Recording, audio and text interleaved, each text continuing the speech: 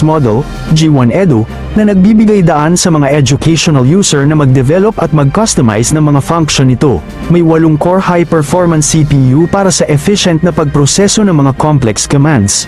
May 9,000 mAh battery na nagbibigay ng hanggang 2 oras ng continuous operation, na may quick swapping feature para sa minimal downtime.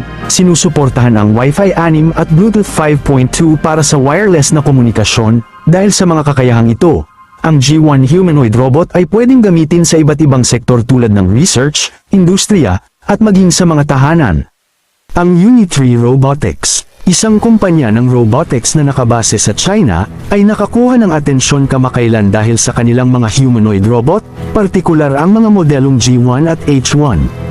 Narito ang mga detalye tungkol sa kanila.